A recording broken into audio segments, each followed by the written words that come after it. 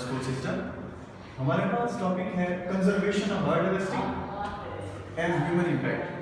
सबसे पहले अगर हम बात करें लास्ट सेंचुरी की, आखिरी सदी की, तो लॉस ऑफ बायोडाइवर्सिटी हुई है, इसके अलावा इंक्रीजिंगली ऑब्जर्व। तो सबसे ज्यादा लास्ट सेंचुरी के अंदर जो बायोडाइवर्सिटी हम लॉस कर चुके हैं, उसकी वजह क्या है? Most species has gone extinct. उसकी वजह ये है बहुत सारी स्पीशीज जो है वो नापीद हो चुकी हैं। अब टाइप्स ऑफ स्पीशीज कौन सी स्पीशीज है जी? सबसे पहले जी एक्सटेंट स्पीशीज, वो स्पीशीज जो नापीद हो चुकी है। इसको सबसे पहले डिफाइन करेंगे ऐसे स्पीशीज से कहते हैं species that no longer lives anywhere on earth. वो स्पीशीज जो मजीद जिंदा ना रहे अर्थ के ऊपर, उसको कहते हैं extent species. Effect of extent species, effect क्या होता है अगर एक्सटेंट स्पीशीज हो जाए? तो इकोसिस्टम जो है वो अपनी स्टेबिलिटी को लॉस कर देता है। तो ये खतरा है, हार हो जाता है उस स्पीशीज को जो एक्सटेंट हो चुकी हो। उसके बाद बात करते हैं एंडेंजर्ड स्पीशीज की। सबसे पहले इसको डिफाइन करेंगे। Species is called endangered species when at risk of extent in near future. ये स्पीशीज एंडेंजर्ड स्पीशीज तब कहलाती है जब फ्यूचर में वो नापीद होने वाली हो। अब एग्जांपल देते हैं बोथ एनिमल और प्लांट्स। बहुत सारे एनिमल हैं, बहुत सारे प्लांट्स हैं जो एक्सटेंट हो चुके हैं। उनमें से कुछ एनिमल्स के नाम लिखे हुए हैं, जैसे कि लायन है, टाइगर है, एशियन चीता है, इंडियन वन हॉर्न राइनोसोरस है, स्वैम डियर है, इंडियन वाइल्ड एस है, हैंगुल है, black bug, hangul black bug और स्वैम डियर, ये तीनों डियर्स की तीन डिफरेंट स्पीशीज हैं। ये तमाम की तमाम एंडेंजर्ड स्पीशीज और एक्सटेंट स्पीशीज दोनों में आती हैं।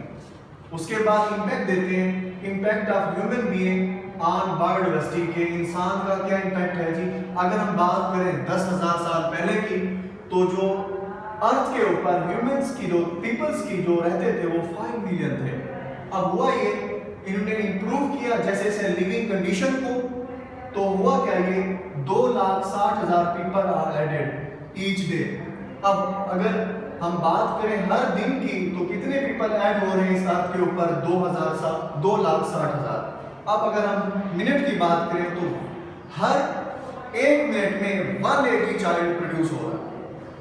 फैक्टर्स देखते हैं, factor leading to loss of biodiversity. कौन कौन से फैक्टर हैं जो बायोडाइवर्सिटी को लॉस कर रहे हैं? सबसे पहले जो पहला इशू है वो है ओवर पॉपुलेशन। ओवर पॉपुलेशन, वसाइल का कम होना, आबादी का ज्यादा बढ़ना, ये over population. Deforestation, cutting down of trees, हम तक पढ़ चुके हैं।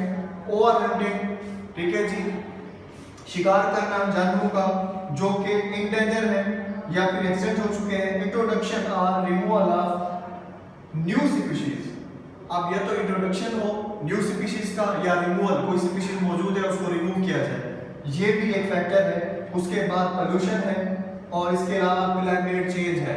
जाहिर सी बात है जब पोल्यूशन ज्यादा होगी, डिफोरेस्टेशन होगी, ओवर हंटिंग होगी, तो होगा क्या?